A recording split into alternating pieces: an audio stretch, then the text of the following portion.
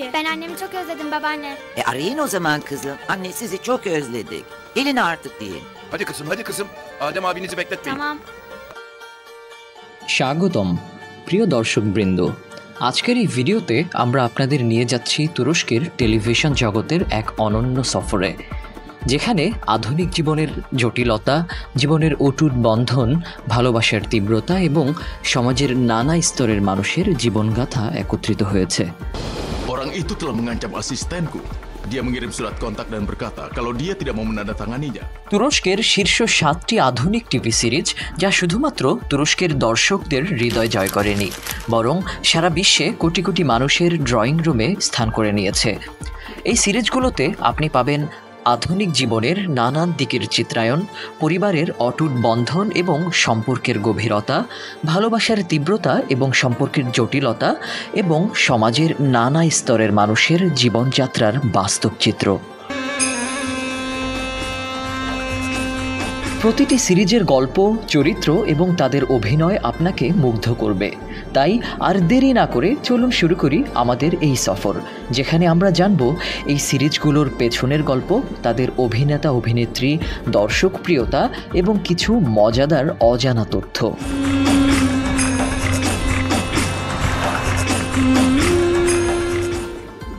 আজকি মেমনু। আমাদের যাত্রা শুরু হচ্ছে তুরস্কের ইতিহাসের অন্যতম প্রভাবশালী এবং বিতর্কিত সিরিজ আজকি মেমনু দিয়ে।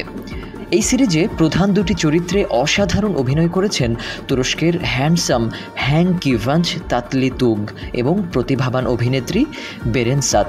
2008 সাল থেকে 2010 সাল পর্যন্ত প্রচারিত এই সিরিজটি তুরস্কের টেলিভিশন ইন্ডাস্ট্রির মান একটি নতুন দিগন্ত উন্মোচন করেছিল। Benim koptu. Hayırlı olsun. Sağ olun. Hayırlı akşamlar. Bize de bekleriz dayı. আজকি মেমনুর গল্প আবর্তিত হয় আধুনিক ইস্তাম্বুলের এক ধনী পরিবারের সদস্যদের জীবন এবং তাদের মধ্যকার জটিল সম্পর্ককে কেন্দ্র করে। বিশেষ করে বিহতার নামক এক যুবতী বধূ এবং তার স্বামীর ভাগ্নের মধ্যে নিষিদ্ধ প্রেমের সম্পর্ক দর্শকদের মধ্যে তীব্র আলোড়ন সৃষ্টি করে। Senin organizasyonu çok başarılıydı. Tebrik ederim. Teşekkür ederim. এই সিরিজের জনপ্রিয়তা শুধুমাত্র তুরস্কেই সীমাবদ্ধ ছিল না।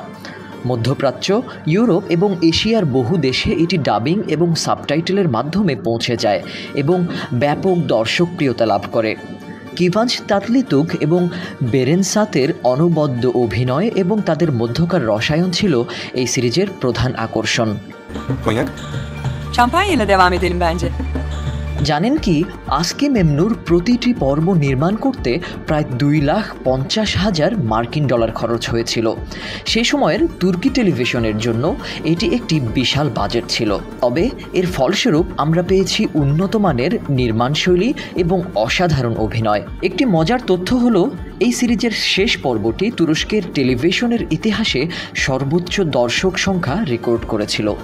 লক্ষ লক্ষ মানুষ শ্বাসরুদ্ধ করে বিহতার এবং বেহুলের পরিণতির জন্য অপেক্ষা করছিলেন। Yitirdiklerimin yerine hiçbir şey koyamıyorum. Fatma গুলুন সুচুনে। ¿Quieres un poco de agua? এবার আমরা যে সিরিজের কথা বলবো সেটি হলো ফাতমা গুলুন সুচুনে। এই সিরিজে প্রধান চরিত্রে অভিনয় করেছেন বেরেনসাত। তিনি ফাতমা গুলুনের চরিত্রে এক অসাধারণ অভিনয় উপহার দিয়েছেন এবং তার বিপরীতে ছিলেন এনজিন অ্যাকুরেক। 2010 সাল থেকে 2012 সাল পর্যন্ত প্রচারিত এই সিরিজটি একটি অত্যন্ত সংবেদনশীল এবং গুরুত্বপূর্ণ সামাজিক বার্তা বহন করে। ফাতমা গুলুন সুচুনে এর গল্প একটি অল্প বয়সী মেয়ে ফাতমা গুলকে কেন্দ্র করে, যে ধর্ষণের শিকার হয় এবং সমাজের নির্মম বাস্তবতার মুখোমুখি হয়।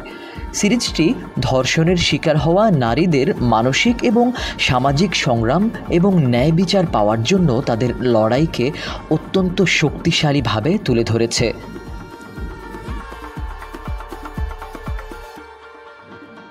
এই সিরিজটি শুধুমাত্র তুরস্কেই নয়, পাকিস্তান এবং মিশর সহ মধ্যপ্রাচ্যের বহু দেশে তুমুল জনপ্রিয়তা লাভ করেছিল। বেরেনসাতের শক্তিশালী অভিনয় এবং এনজেন আকুরেকের সংবেদনশীল চরিত্রায়ন দর্শকদের গভীরভাবে স্পর্শ করেছিল। এই সিরিজের প্রতিটি পর্ব নির্মাণে প্রায় $2,00,000 খরচ হয়েছিল। এর নির্মাণশৈলী এবং গল্প বলার ধরন দর্শকদের মন জয় করে নিয়েছিল। Te hubiera atrapado cuando corriste. Si no te hubiera tocado yo primero, nada de esto habría pasado. Nada, esa noche no hubiera existido.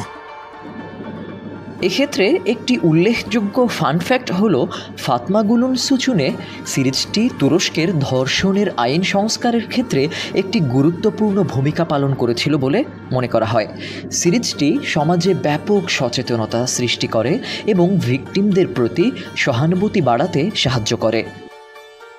বিনবির গেজে আমাদের তালিকার তৃতীয় স্থানে রয়েছে বিনবির গেজে। এই সিরিজের প্রধান চরিত্রে অভিনয় করেছেন হালিদ এরগেঞ্চ এবং বারগুজার কোরেল। 2006 সাল থেকে 2009 সাল পর্যন্ত প্রচারিত এই সিরিজটি তুরস্কের টেলিভিশনে এক নতুন দিগন্ত উন্মোচন করেছিল। Hayır unuttum diyorum inan. Şehrazat. বিনবির গেজের গল্প শেহেরজাত নামক এক প্রতিভাবান স্থপতিকে কেন্দ্র করে, যে তার অসুস্থ সন্তানের চিকিৎসার জন্য অর্থ জোগাড় করতে মরিয়া হয়ে ওঠে। এই পরিস্থিতিতে তার বস উনুর তাকে একটি বিতর্কিত প্রস্তাব দেয়।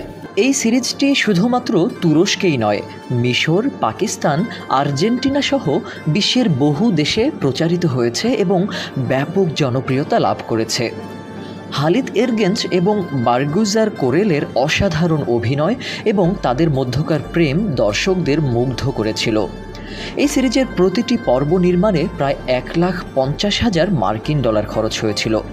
বিনবির গেজে সিরিজটি প্রথমবারের মতো তুরস্কের বাইরে এত ব্যাপক জনপ্রিয়তা লাভ করে, যা পরবর্তীতে অন্যান্য তুর্কি সিরিজের জন্য বিশ্ববাজারের দরজা খুলে দেয়।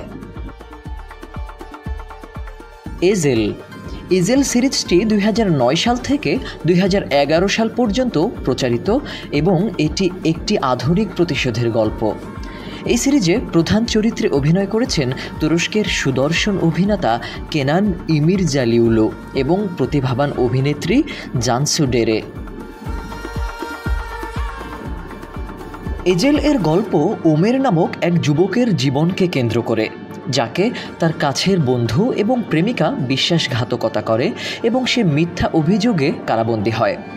কারাগার থেকে পালানোর পর সে এজেল নামে নতুন এক পরিচয়ে ফিরে আসে এবং যারা তার জীবন ধ্বংস করেছিল তাদের উপর প্রতিশোধ নেওয়ার পরিকল্পনা করে। এই সিরিজটি তুরস্কের পাশাপাশি ইউরোপ এবং মধ্যপ্রাচ্যের দর্শকদের মধ্যেও খুব জনপ্রিয় হয়েছিল।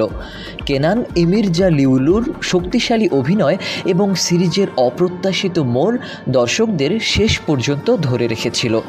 এজেল এর প্রতিটি পর্ব নির্মাণে প্রায় $2,00,000 খরচ হয়েছিল। এই সিরিজটি প্রচারের পর থেকে তুর্কি টিভি নাটকের একটি নতুন যুগের সূচনা করে, যেখানে উন্নত চিত্রনাট্য এবং নির্মাণশৈলী দেখা যায়।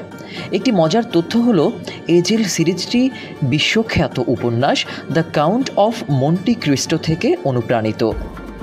মেয়ার সেলারি 2013 সাল থেকে 2015 সাল পর্যন্ত প্রচারিত সিরিজ মেয়ার সেলারি একটি মিষ্টি প্রেমের গল্প, যেখানে প্রধান চরিত্রে অভিনয় করেছেন চাগাতায় উলুসয় এবং সেরেনায় সারিকায়া। মেয়ার সেলারির গল্প ইয়ামান নামক এক দরিদ্র কিন্তু মেধাবী ছেলেকে কেন্দ্র করে, যার জীবন এক ধনী পরিবারের মেয়ের সাথে সাক্ষাতের পর সম্পূর্ণ পাল্টে যায়। সিরিজটি তাদের প্রেমের পথে আসা সামাজিক বাধা এবং তারুণ্যের স্বপ্ন ও সংঘাতকে সুন্দরভাবে তুলে ধরেছে। এই সিরিজটি তুরস্ক, বাংলাদেশ এবং আরব দেশগুলোতে ব্যাপক জনপ্রিয়তা অর্জন করেছে।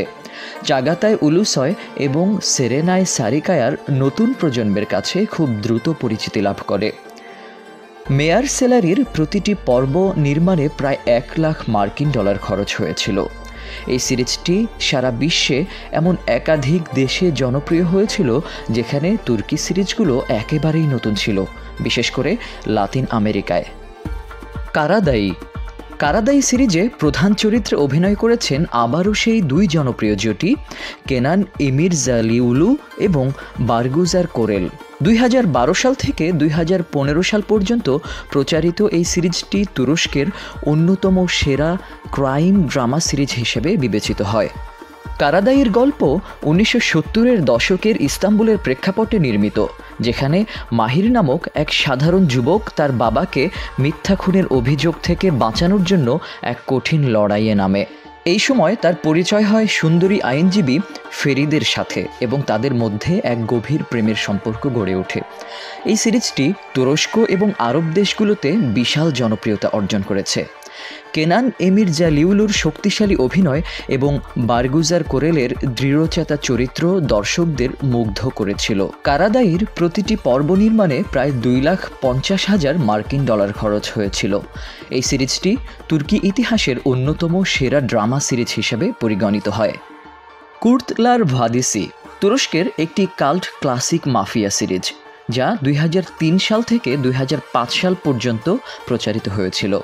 এই সিরিজটি ছিল অপরাধমূলক, থ্রিলার এবং রাজনৈতিক নাটকের এক অসাধারণ সমন্বয়। Elif, kızım iyi misin sen?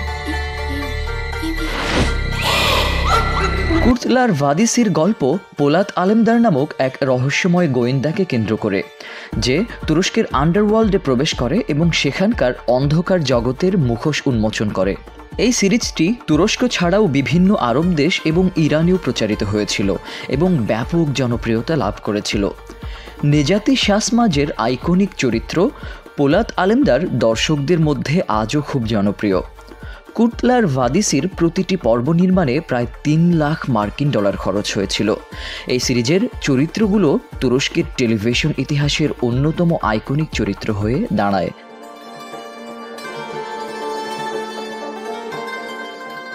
এই সিরিজগুলো শুধুমাত্র বিনোদনই দেয় না, বরং তুরস্কের আধুনিক সমাজ, সংস্কৃতি এবং মানুষের জীবনযাত্রার এক নতুন জীবন্ত প্রতিচ্ছবিও তুলে ধরে। আশা করি এই ভিডিওটি দেখার পর আপনারা এই সিরিজগুলো দেখার জন্য উৎসাহিত হবেন। আপনাদের কোন তুর্কি সিরিজটি সবচেয়ে বেশি ভালো লাগলো তা আমাদের কমেন্ট করে জানাতে ভুলবেন না। আর যদি ভিডিওটি ভালো লাগে তাহলে অবশ্যই লাইক, কমেন্ট এবং আমাদের চ্যানেলটি সাবস্ক্রাইব করুন। খুব শীঘ্রই দেখা হবে নতুন কোনো আকর্ষণীয় ভিডিও নিয়ে। ততক্ষণ পর্যন্ত বিদায়।